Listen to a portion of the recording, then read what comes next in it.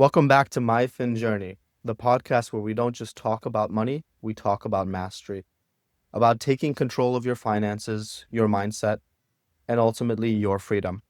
Today's guest is somebody who's not just playing the game, he's engineering it. Bryce Finnerty, the founder of Deal Flow Dynamics, a company that builds automated revenue streams for 7 and 8-figure businesses. He's scaled startups from 4 million to 20 million, consulted for powerhouses like Microsoft, Marriott, and Greystar, and implemented over 1,000 systems that help CEOs buy back their most valuable asset, time. Today, we get into the mindset behind the hustle, how to build businesses that run without you, and the uncomfortable truth about what most people get wrong when it comes to financial freedom. Let's dive in. Bryce, welcome to the podcast. Thank you. So Bryce, you've built multiple companies and helped them scale from 4 to 20 million, now pushing over 50 million. What has the mindset shift been between each stage of that growth? And what was broken every time that you helped fix to level up and grow? Yeah, so I think for me, my very first company, I just wanted to consult for myself, quit the day job, replace my income, feed my family, and so on. But very quickly realized that's a grind, almost like a job. And then the paychecks don't always come, and there's feast or famine in that world. So I was like, we got to scale and get up to a bigger size where if you lose a client, you still have most of your revenue. I was like, I want to grow to be $1 million company, and built up a team and did that over the next few years.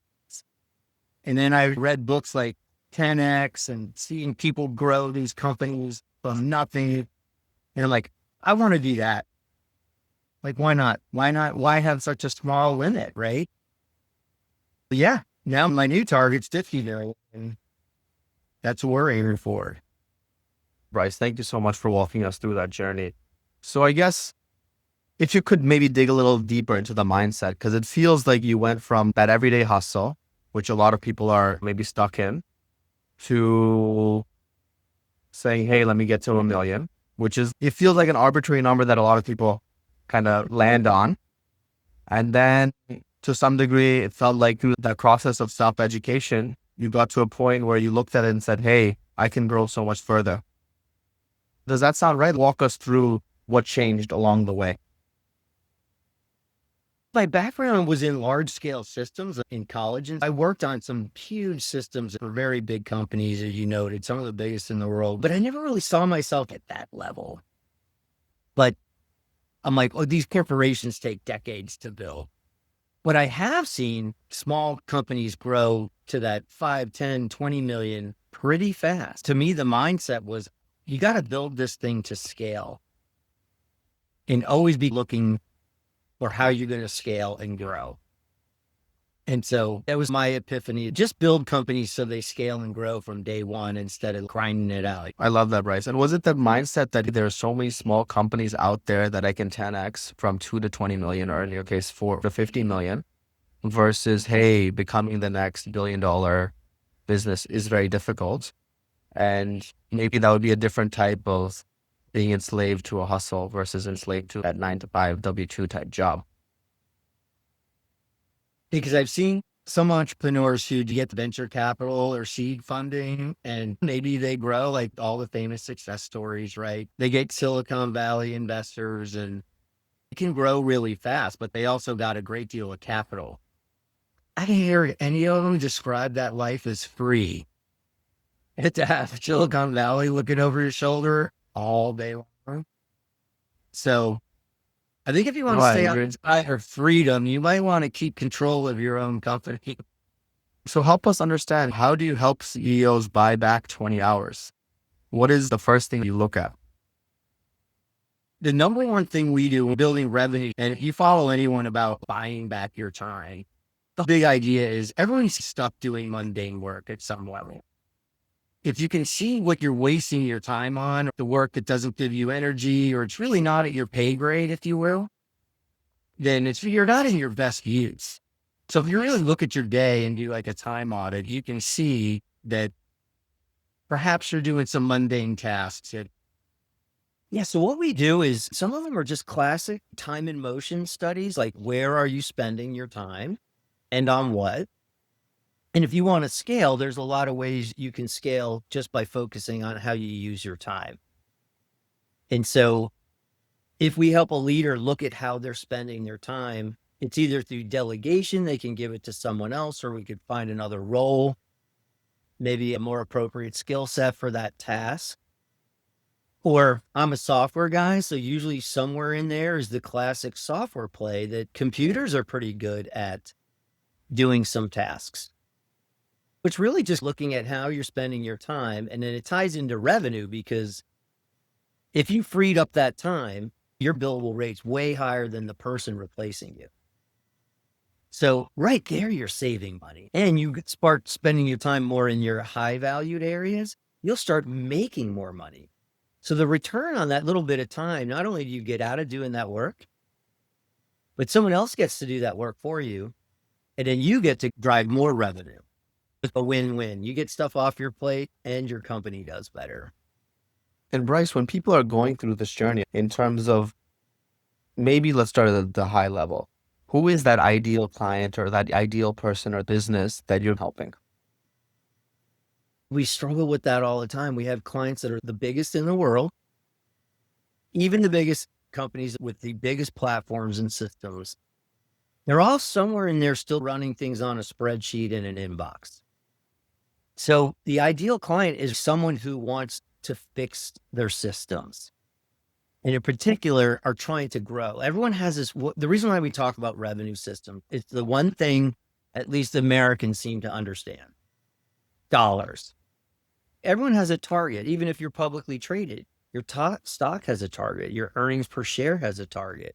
And when they miss, their stock goes up and down. So everyone's very clear on this money thing. And so we really help them bring clarity to either how to drive revenue, automate the flow of revenue, and most importantly, what we call a revenue command center, revenue flowing through your company, and know what's working and what's not. So you ask, who is the ideal person? It's typically someone who is struggling to grow, or they know they could be growing way faster. And they know their business, say it's $1 million, but why couldn't it be 10 million? Why couldn't it be 100 million? It's usually a fast growing entrepreneur. We work a lot in the 10 community, like with Cardone Capital and Cardone Ventures, and Grant always talks about 10X. And so these top 5% companies are growing exponentially. And it's usually them. They're a victim of their own success. They're growing so fast and serving their clients that they don't have time to build their systems. Systems almost always lag behind the growth of the company. That's the ideal client. They're a victim of their own success. They've been growing, and it's more chaotic than they like, and they're in the mood to start systematizing things. I love that response, Bryce, because you touched on something that I want to circle back to. That the ideal client is somebody who wants to fix their systems and grow. But I think is that intentionality. And then you layered it on by saying they're a victim of their success because they're growing too fast. When you're growing too fast, it's hard to slow down and say, I'm going to say no to business to work on my infrastructure, to work on my systems, to work on building that firm foundation of the business. So when you're entering a business like this, how is it that you're actually, I know you mentioned this, but I want to dig deeper to really understand, when you're building out this process to improve efficiency for a business, was it initially just like a gut check? Hey, I feel like this will help the business. Or is it a standard checklist, due diligence type process that you run through each company to see what can help improve their efficiency? Yeah, we call it the revenue systems diagnostic. Is that first step. We capture where you want to be, like what are your targets? The problem is, if you're happy the way it is, it's actually on the decline. Half because of your mindset, the other half because of inflation and other things erode, right? Your market position, but also competition is passing you. So staying the same is really almost like dying. That's why Wall Street always wants to see people growing, because to stay the same, they all know that's the kiss of death. The next step is going down. Their methodology, and it goes through the value chain of any company. The value that business brings to the market starts with its marketing. how much of the market is aware of you, and almost like awareness and branding and your ad impressions and social media impressions. Like, how many people even know you exist? And then that goes down through the marketing automation. Does that drive leads?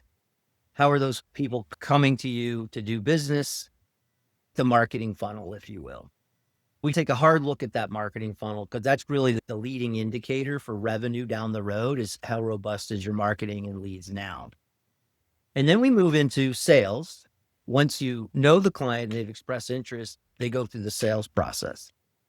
We break that down and look at how that's going, all the KPIs, like your meeting rates and closure rates. And it's a lot of kind of data, which is nerdy, but it's something you should know if you're running the company, whether you love it or not. It's something, and that's the pill that we take. We actually love it.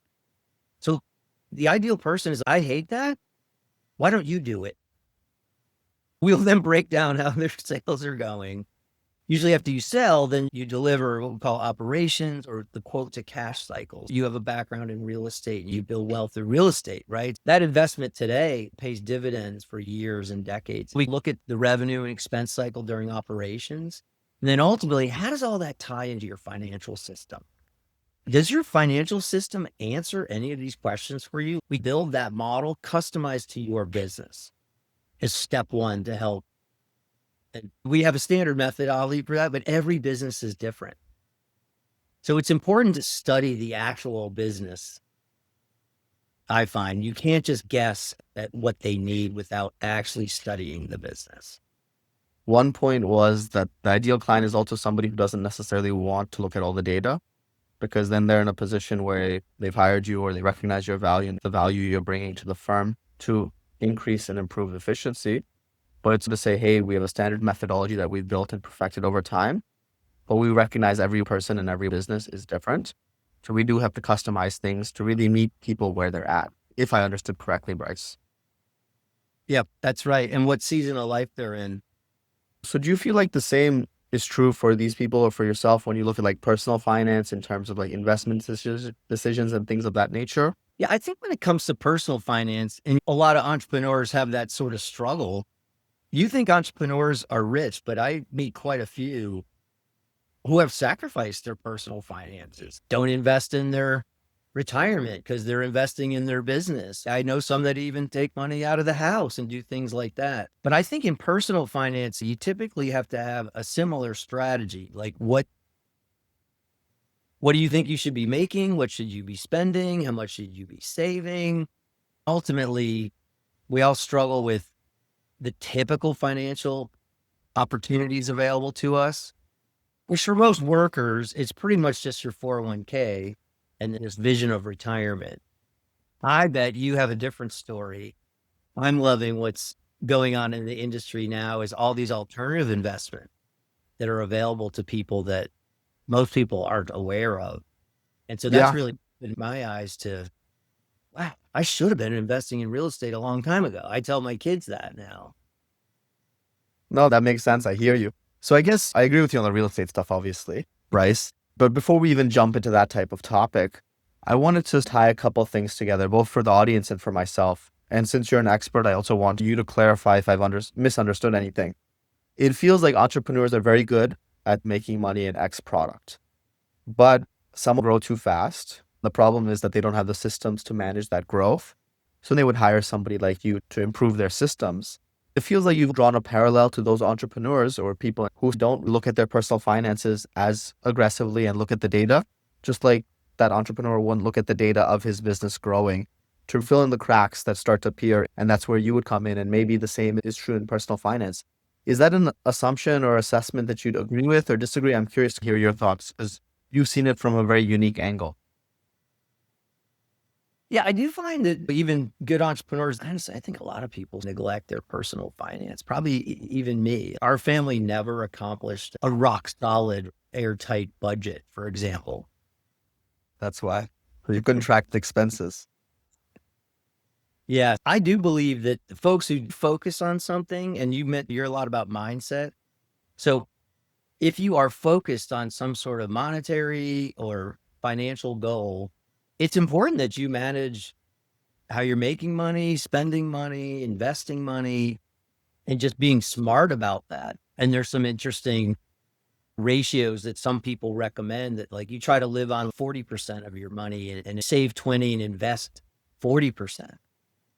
And so that's a pretty radical idea versus spend all of your money and maybe put 3% in retirement, which I No, I think is agree. I think there's even communities out there that are like live on 20%, live on 10%. So it can get quite extreme. So I guess, Bryce, if you don't mind me asking, I know you alluded to real estate. I know you alluded to speaking to your kids and reflecting on the family. If you were to go back with all the knowledge you have today, and let's say you were 18, would you have invested in the same strategies that you've invested in to date? Would you do something differently? How would you approach growth? yeah. So now I see it totally differently. Some of the biggest playbooks that we were taught growing up was save. Of course, the education game our family played. We all grew up poor and we knew the way to get anywhere was to go to college and work hard and study hard. So we ran that playbook, and almost everyone in my family's got advanced degrees and moved up from immigrants from Ireland. And you see that playbook all over America. People immigrate here with nothing. They educate themselves, they work hard, they get good jobs, and their kids are even better off. Agreed. But that playbook also says go to college, which now has big loans. I told a couple of my kids, college is not mandatory like it was for me. I feel like if you put the investment you would have put into college for 4 years, you could probably do anything. Start a business, become a triathlete, literally whatever you want. And just to interrupt you, Bryce, maybe just drop your education qualifications for people, because I think for a lot of people, this might be controversial to say, hey, don't go to college, go start a business instead for 4 years and see where you are 10 years later. Yeah, I talk about a lot of this on my YouTube channel. I love coaches. I have so many coaches and I'm in a lot of coaching programs. I deeply invest in education. So I know it's silly for me to say that, but I think the real learning happens by doing.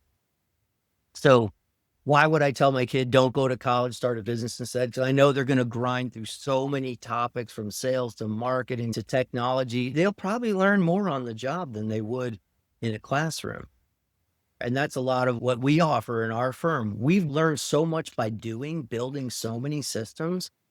You couldn't learn it in a course or in a book. No one has the track record of building what we build. I'm not saying there's not firms better than us. I'm just saying everyone has that unique experience they got on the job. That's my point. I didn't really learn to be an engineer until I worked in an engineering firm. It's not because I got my PE license or I have 2 engineering degrees. I didn't learn engineering until I had to do engineering studies and submit them to the government and get them reviewed and get my calculations scrutinized. I think you really learn by doing. I 100% agree with you, Bryce. So with respect to learn by doing, we touched on people and their mindset with respect to personal finance. Why do you think people, like we all go through life, we all pay bills, etc. We're all told to save. But why do you think it is that most Americans don't necessarily have enough saved in their 401ks? Is there anything that you've seen when you see people scaling their businesses and the challenges that they face that helps you understand why, let's say, the average American might not have enough in savings? Yeah, I think just the struggles of life. I believe so. If I was going to coach the younger self, the younger Bryce, we do a couple of these things. We live pretty low in terms of cars. Like we all only buy used cars and they're pretty crummy ones. I've got 3 teenage drivers. So we have a lot of 10-year-old cars. The big one that catches people off guard is you're taught if you get that job, then go get a car, upgrade your lifestyle, get a nice apartment, move to the good part of town. You know, then you can start going out to eat, go out with your friends, drinking, vacations. And aren't we just spending? Those aren't investments. Not one of those things I mentioned was an investment. You're investing in your mental health, right? You made it. You worked hard. Now you got a job and you're off to the races. If you could really keep that lifestyle low for a bit, maybe moving home after college, saving a little. If you can just flip that script from borrowing to investing, you flip the script from paying interest to making interest, which we would call an investment. An investment is something that pays you back. right? So a lot of people think your home is an investment, the next big problem. I'm pretty sure I'm underwater in my home, even though it's tripled in price. I love that. I seem to pay it quite a bit. And I think you're touching on a great point, Bryce. Like lifestyle inflation versus what does freedom actually look like, with a little touch of like lifestyle design. Lifestyle inflation being, hey, I worked for a year, I made 500K, I deserve to go out and buy a Bentley. Go buy a 3 Series. Still a nice car. Maybe it's not a 10-year-old used car. Maybe you buy a new one. You don't have to blow all of your money or 30% of your money on a car or something that you would enjoy today just because you worked hard for 1 year and made a lot of money. Instead, say if I invested that money, then I could buy multiple Bentleys in the future or whatever your lifestyle flex is, to really be more intentional with money. Does that sound like Bryce? Yeah, I've seen people do this really well who never aspired to have a great career. My friend works at a grocery store. Still does, and went to engineering school with me. He's cool. He's got a bunch of guitars like me, likes biking like me, and he lives in an apartment in Denver. He seems to have a pretty good life. I don't think it really matters how much money you make. It's how you spend it, enjoy life. So if you're working your butt off and overspending, and that's stressing you out, that's not a good life. I think there's somewhere mixed in the lifestyle and how much you have to work to get it. And is it sustainable? You can keep going at that, but that doesn't sustain itself well as you get older. At some point, you're going to have to start saving. Bryce, I feel like we spoke to the mature adult, Bryce speaking to his younger self who's 18. Now, if you were to talk to your younger self who just exited college, right? He's, let's say, 22 to 25, getting that first job, inflation is rampant, he's concerned about tariffs, he's concerned about all these different things. What type of 3 practical advices would you give that younger Bryce? I would say there's a lot of weight. I remember growing up in the 80s and there's the threat of nuclear war. We had a President Reagan who went to brinksmanship, they call it, basically head-on collision with Russia. And that ended up breaking down the Berlin Wall and everything. But it was a pretty scary time. You think tariffs are scary? We had to go under our desk and shelter from nuclear fallout on a routine basis. Yeah. That weighs on you as a student. So if I would tell students or young people, do not worry about world politics. You can have a beautiful, enjoy life with wonderful people who love and support you. You don't have to worry about politics unless that's your hobby. But don't carry that burden of what the superpowers are doing. Don't let it ruin your life. I hear the other side of the coin is that people are doing amazing things. Talk to a guy who lives in Nicaragua and surfs and does a very similar job that I have, revenue operations. And I was like, wow, I wish I'd thought of that, live in Nicaragua and surf. So I'm still seeing a lot of people breaking that mold and create the life you want. And there's a lot of great people on this planet, and most of them are not out to get you. I'd say no one's really out to get you. If you're carrying that burden, let that one go. I'm just saying, don't carry that burden of global affairs on your shoulders. That would be my advice. That would be the one big one. And then I'd say location freedom is something you can get away with only at that time. I've driven back and forth across the country at least 20 or 30 times. I've been to at least 30 countries. You can travel. Don't let that myth say you're stuck in your town. If you can afford 5 tanks of gas, you can get to California. Jump in your car and go somewhere.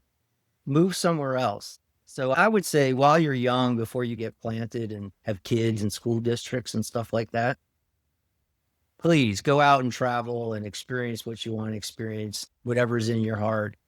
Go do it. You have no chance now, like while you're still single, and there's jobs in every town. You can move to another town and get a job. Bryce, thank you for that. Now, obviously, you dropped a lot of wisdom, which I appreciate. Where is the best way for people to get in touch with you if they want to continue the conversation? I'd say you can connect with me on LinkedIn or my company's website, dealflowdynamics.com. You can set up a meeting there.